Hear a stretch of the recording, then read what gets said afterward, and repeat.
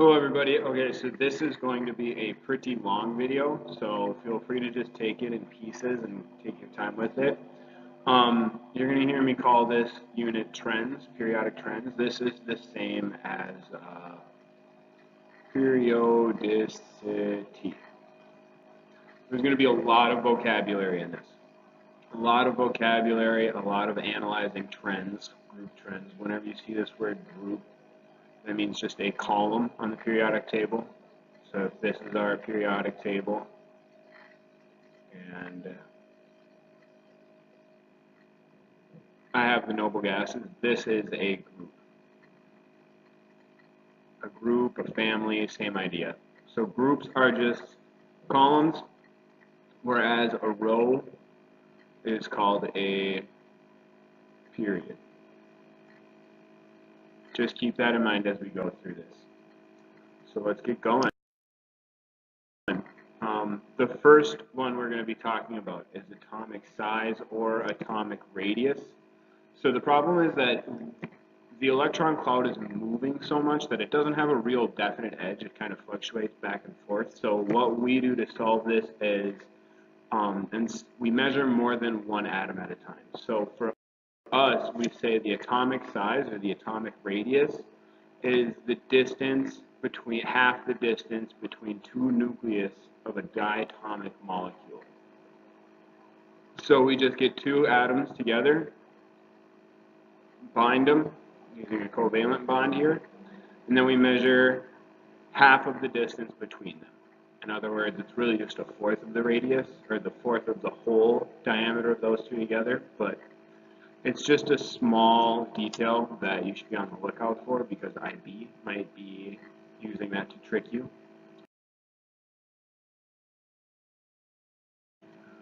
So the trends they're influenced by three factors. First one is the energy level that you're in. So as you gain energy levels, so more levels equal bigger atoms. So they're going to just get larger as you get more. You are going to have to be on the lookout for the charge on the nucleus. So more charge pulls the electrons closer. So as positive charges is going to mean a smaller, just means there's more protons in there, so they're able to hold it in tighter. And then lastly, shielding. Shielding really quickly is if I have a nucleus here, and then I have two electrons in that first energy level, and then let's say I have two electrons on the next one, and I'm going to set up the same exact situation where I'm only going to have two valence electrons, two electrons on the outside.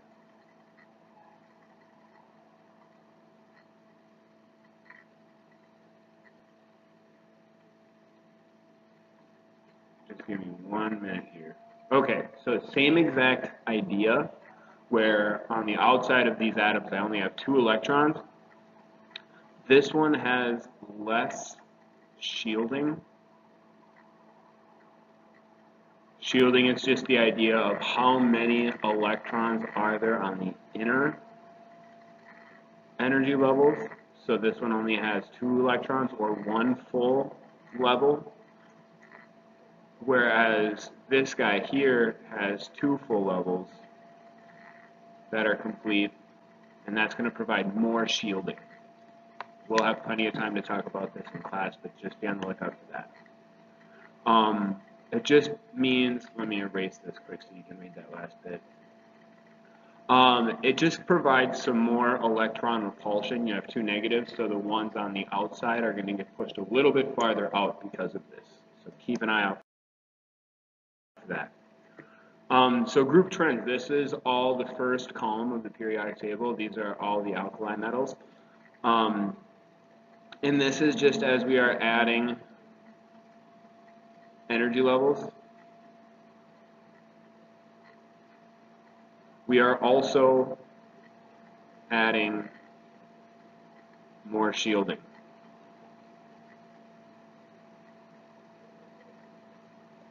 So keep that up. Keep that in mind. So as we go down a group, each atom has another energy level, so the atoms are going to get bigger, but also they are having more shielding as well. So that's another reason why we're getting bigger. As you go across the table, so this is all the same period, but as we go from left to right, the radius is going to get smaller because electrons are all on the same energy level, but I'm adding in extra protons without changing the shielding. So there are more protons, same shielding, which allows those protons to have a stronger and stronger pull. Because of that, the electrons get closer, meaning the atoms are going to get smaller as well. So this is just a good way for you to look at this pattern. Atoms on the far left here are going to be first group, and you get smaller and smaller. So you get smaller atoms as you complete these full orbitals. So you should see that these are all noble gases. They're all in that far column to the right. Yeah, the right of the periodic table. So we'll talk about the reason why this is more the details. I'm going to try to go quick through this so I can get all the information in. Okay, so ionization energy. This is the energy required to completely remove an electron. You can also think about this as removing one electron from one atom. The idea is that it's a 1-to-1 ratio, a mole of electrons from a mole of gas atoms. So we're making these +1 ions. The energy required to remove the first electron is called the first ionization energy. And that's the one that we keep an eye out on the most. Every ionization energy past that becomes a little bit harder because you have a positive ion and you're trying to remove another electron from there. But the first ionization energy is the one that we are going to be looking at in this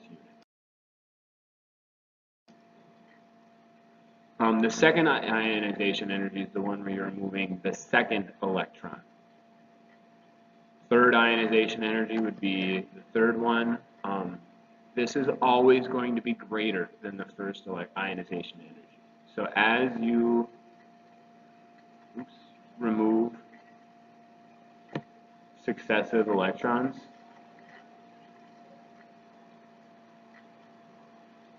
energy gets greater.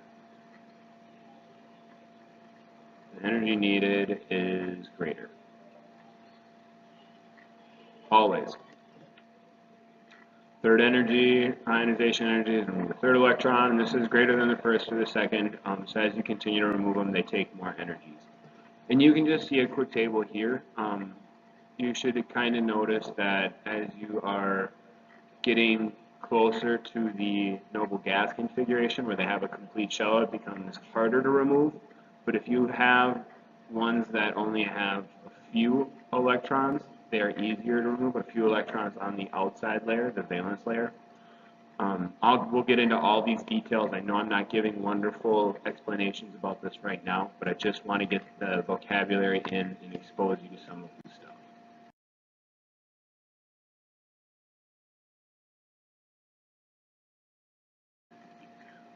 So things that determine ionization energy. The greater the nuclear charge, the greater the ionization energy.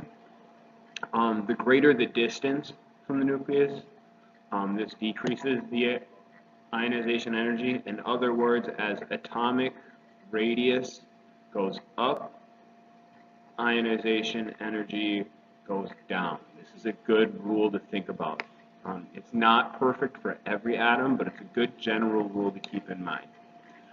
Filled and half-filled orbitals have lower energy, so achieving them is easier, lower energy. So if you can ever remove it so that after you remove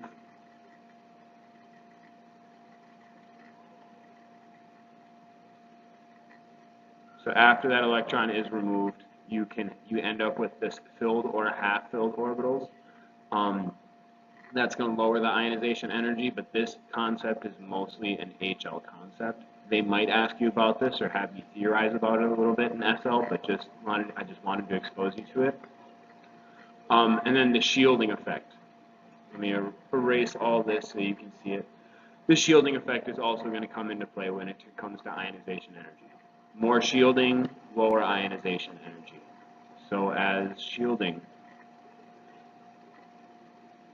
goes up, ionization energy goes down.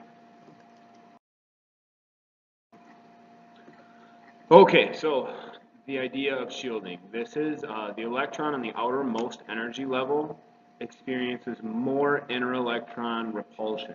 So these electrons here on these first three levels, they're all pushing outwards on this electron on the outside energy level just because light charges repel. Because of that, it's fighting this pull from the nucleus. The nucleus, that's a terrible color, that's not going to work. This orange nucleus is trying to pull this electron in, but because there is these full inner layers, they're going to be pushing it out as well. So it's kind of a push-pull balance. The second electron has the same shielding if it's in the same period. So as you go down a row, so periods have equal shielding.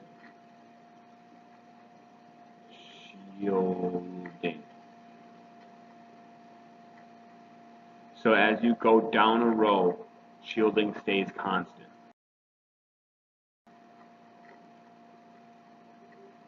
So as you go down a group, so in other words, down, the first ionization energy decreases because the electron is further away. This is because there is more shielding. We're adding whole energy levels, so the atom's getting bigger and bigger as we go down the periodic table because we're adding in more shielding.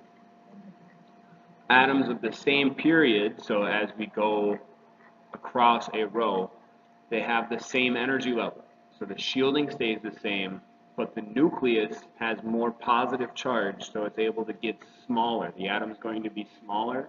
And remember, as atomic radius goes up, ionization energy goes down, so we can apply the same rules. Atomic radius in this situation is going to be going down, so ionization energy is going to be going up.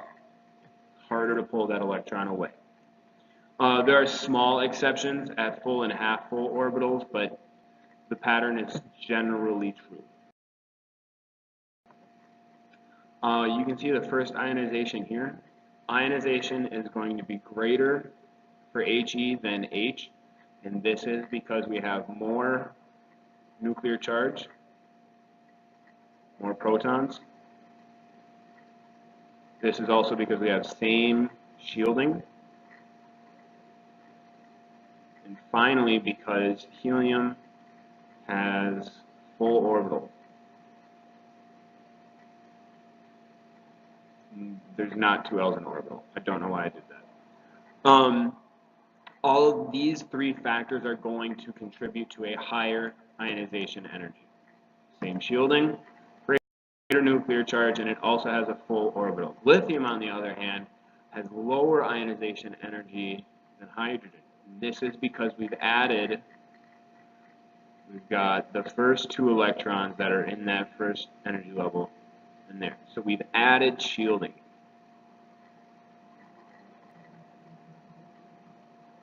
And then this electron is already further away. So what we can do is we can just kind of pluck it away a little bit easier. And you can see as we go along, we have same shielding, but more protons, greater nuclear charge. So beryllium is going to be a little bit smaller, ionization energy is going to be a little bit higher. And we can just go through each of these as like bit by bit by bit. I'm going to let you read through these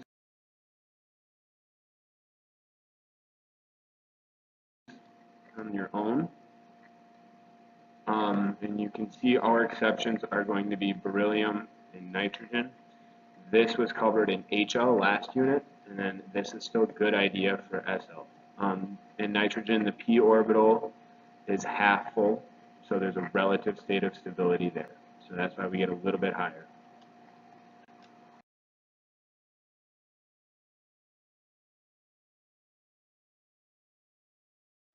And then neon, we're going to have a lower ionization energy than helium. This is because they're both full, but neon has more shielding. And that's the key. That more shielding is happening. Neon's just a little bit bigger than helium, so it's easier to remove that one electron.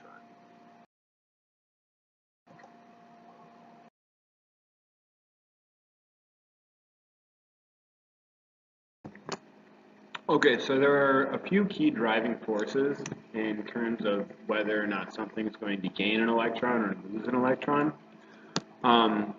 Full energy levels, they require lots of energy to remove their electrons. So one of the driving forces, and the most common one, is how close is it to noble gas configuration.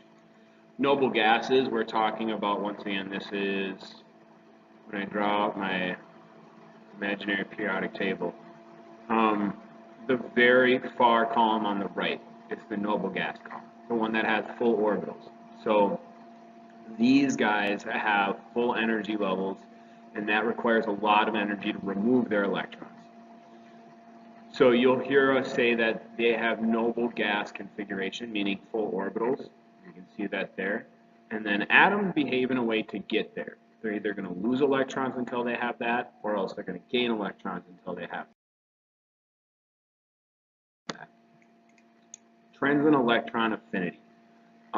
This is basically how badly does something want to gain an electron? How badly does it want to steal an extra electron? And this is always in an attempt to get to noble gas configuration.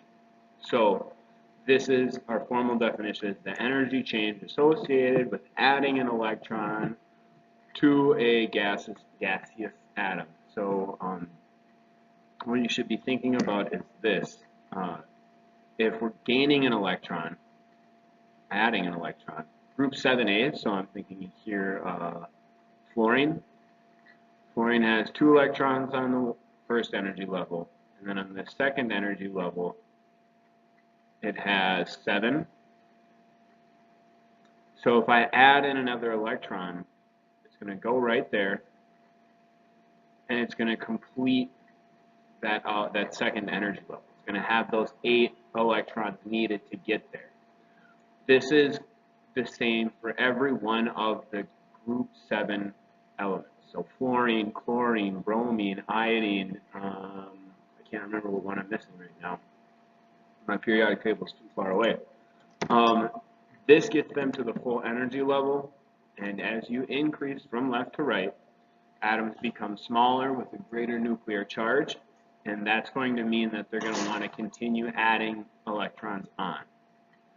So smaller atoms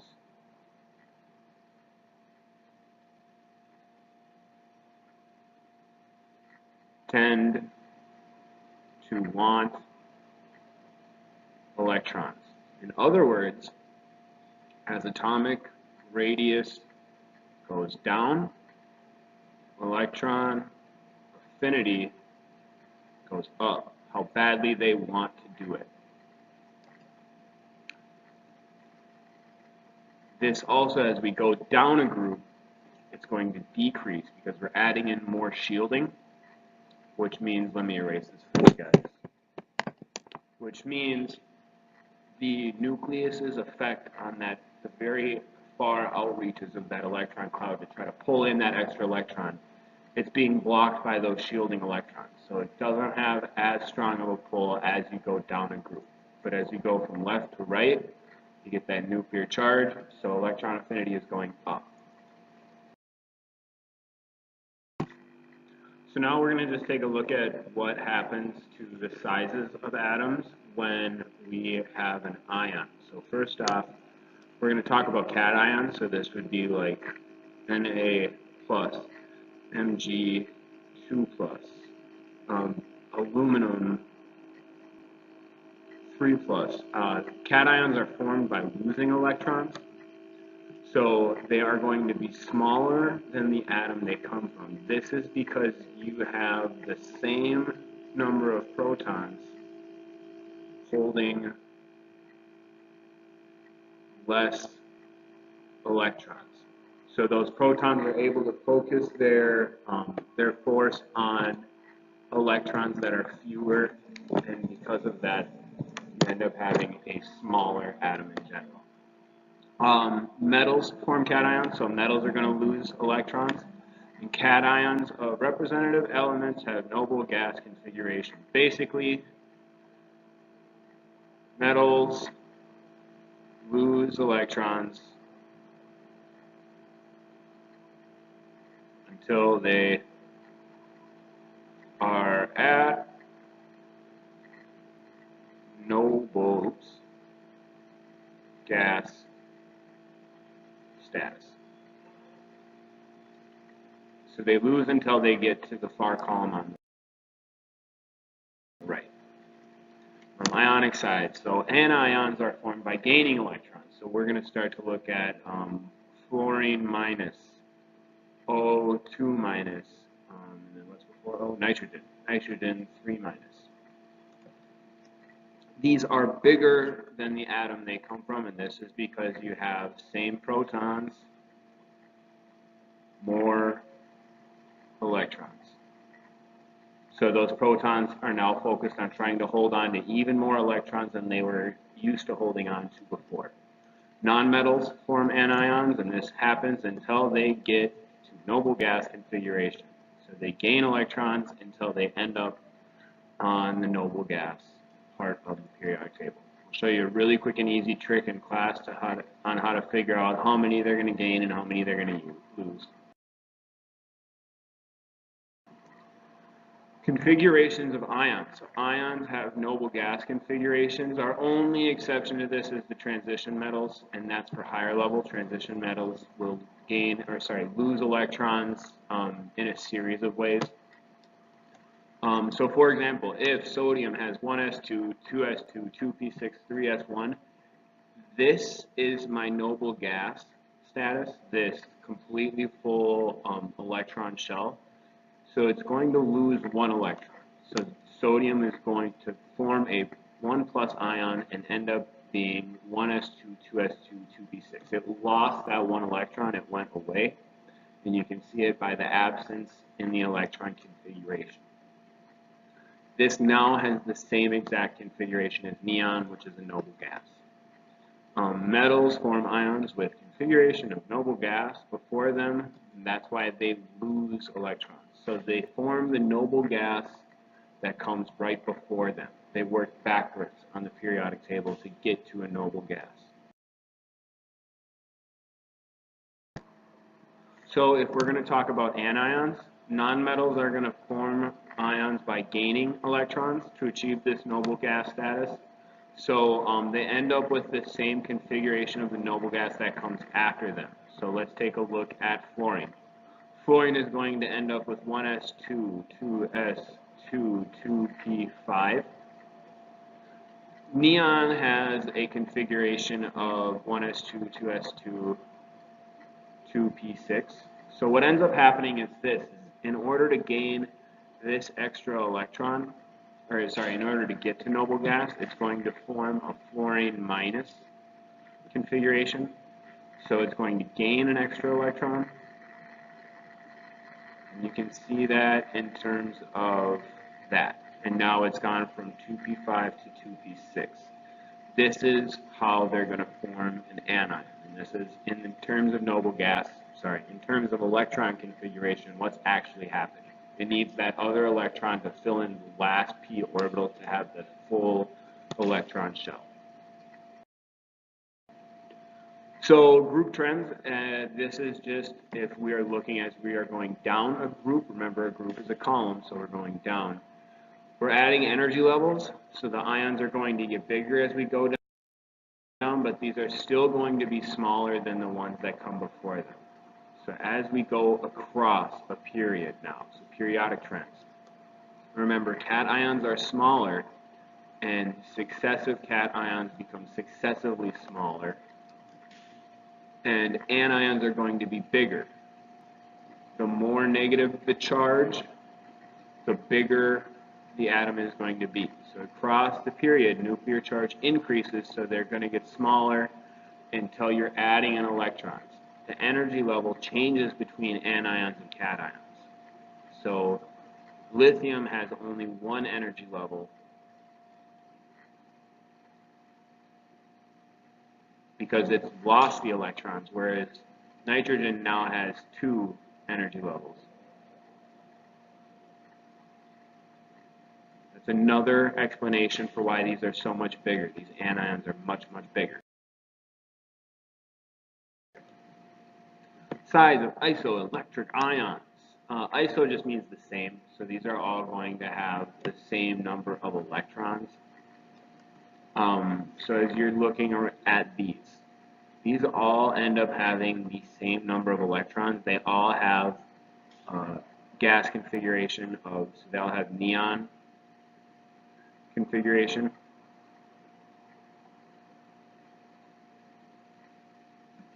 Which means they have the same number of electrons, which in this case is 10. So they all have 10 electrons. They all have the same exact configuration like I was talking about before, but now we can look at it. Notice that the most positive is the smallest and the most negative is the largest. So positive ions have more protons, that means they're smaller. Negative ions have same protons but more electrons, that means they're bigger. Electronegativity. This is the tendency for an atom to attract electrons to itself when chemically combined with another element. Here's the key. So now we're focusing on, we're going to end up using electronegativity to talk about a comparison between two different atoms that are bonded together. This is going to come into play a lot with nonmetals. We're going to talk about it in terms of metals too, but you can kind of assume that metals are going to have a lower electronegativity because they don't want to attract these electrons to themselves. They want to give them away to get to that noble gas configuration.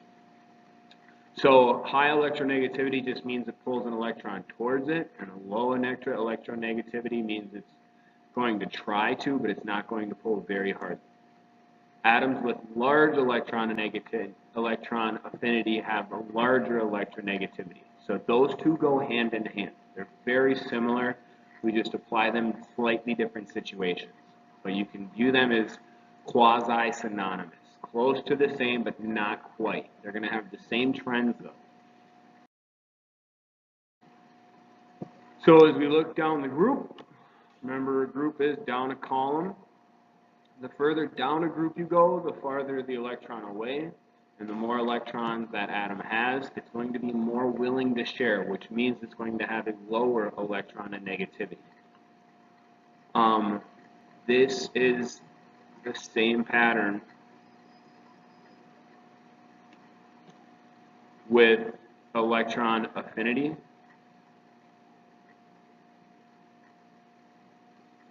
But just a slightly different reason.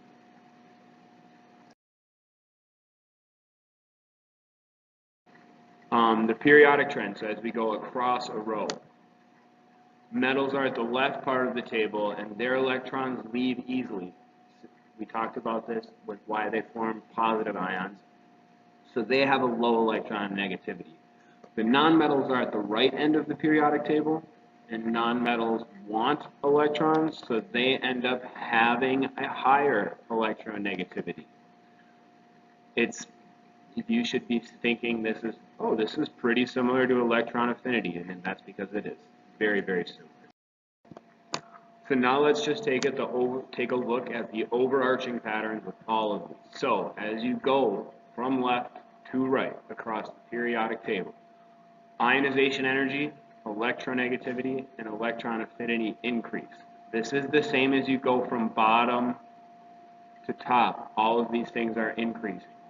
So left to right, they get stronger, they increase, and bottom to top, they increase. So that means this one here is going to have the highest electron affinity, highest electronegativity, and the highest ionization energy. It's hard to pull this on, it's hard to remove an electron. That's what ionization energy says. It's going to want to gain an electron, it's going to want to gain an electron, and when it shares, it's going to pull harder on that electron. This is going to be the opposite of fluorine. This one's going to be very easy to remove an electron. It's going to not pull very hard on electrons when it makes a bond, and it doesn't really want any more electrons. It's already trying to unload the electron that it does have. And then as we look at atomic size and the shielding, shielding is constant as we go across, and atomic size gets bigger as you go from left to right. If you want to, you can think about it reversed. So you can say this way, atomic size or atomic radius is decreasing. But a good rule, like I said earlier in the video, as atomic radius goes up, electronegativity, ionization energy, and electron affinity all go down. So they are inverses of each other. Keep that all in mind. Very important. That was a lot. Process it. Come to class with questions. Thank you.